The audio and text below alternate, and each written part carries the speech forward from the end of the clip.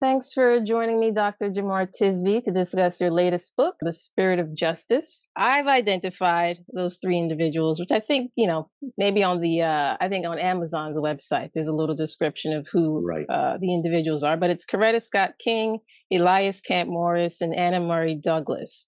Obviously, an intentional choice. The book covers are very important. So, why did those three make it to the cover? So I think I was giving people too much credit because most people they can't even identify Coretta Scott King, Oh, unfortunately. no. I'm like, wow, okay. I mean, my hope was there would be one identifiable figures and two people that you kind of didn't recognize and wanted to know more about. I wanted people from different eras. So you've got civil rights era, you've got the antebellum going into the Civil War era with Anna Murray Douglas, and then you've got the Jim Crow era with Elias Camp Morris.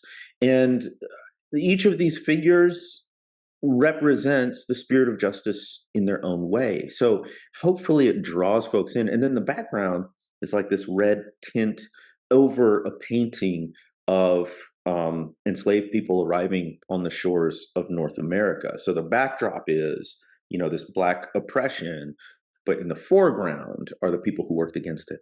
Is it safe to say that perhaps then one of these three figures among the 50 inspired you the most, or is the person or one or two people that inspired you the most from the 50 you covered, did they not make it to the cover?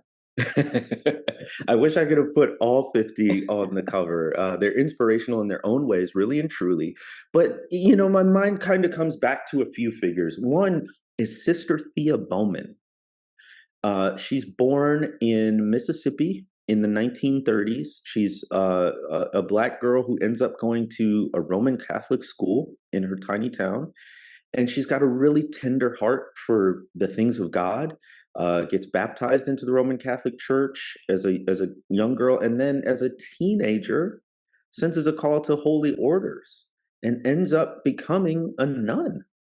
Um, and she's highly intelligent. She goes on to get her PhD, and she becomes an educator. And she's also passionate about racial reconciliation, racial justice. She's also coming up in the Roman Catholic Church during the 1970s and 80s, where there's this transition from civil rights to Black power, from saying Negro to Black. And the way that works out in the Roman Catholic Church is Black priests and congregation members are like, yo, this predominantly white male clergy has been telling us what to believe, what to say, how to say. We have our own voice.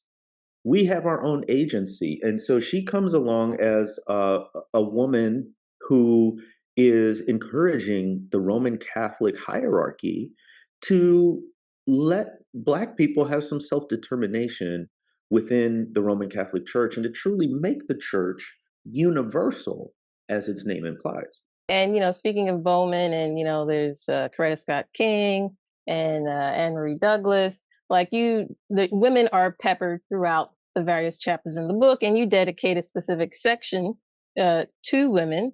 I really want to touch on Anne Marie Douglas Hmm. for a minute, because like Coretta Scott King, there are women that are often overshadowed by the accomplishments and the notoriety of their husbands.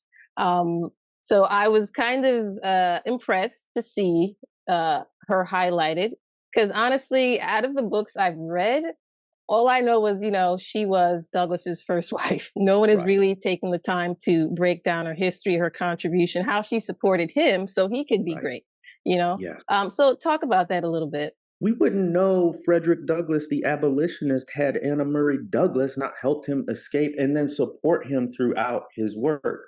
So, what's interesting about Anna Murray Douglass is she caught a lot of flack just for being Douglass's wife because she was unlettered. Mm. She was not formally educated. Neither was Douglass, but obviously he was literate and very good with words. And so a lot of people were like, this is a mismatch. Like, she's not which couldn't have been further from the truth, right? Right, So, right. number one, she's a seamstress. She uses her uh, sewing skills to sew the sailor's uniform that he uses as a disguise during his escape. She also borrows freedom papers which would serve as a kind of fake ID if anyone stopped him. And then one of the things that really astounded me was I just didn't think about the fact that for years, Frederick Douglass was considered a fugitive slave. And so she was harboring a fugitive in her home, such that if she got caught, she would have been in trouble too. And then not only that, he was broke. He was just out of slave. He ain't had no money. So she supported them. And then he goes on all these long speaking tours. At one point, he's gone in Europe for 2 years straight, and she's raising their kids. And she opens their home as a stop on the Underground Railroad for abolitionist meetings, all this stuff. So there would not be a Frederick Douglass as we know him had it not been for Anna Murray Douglass.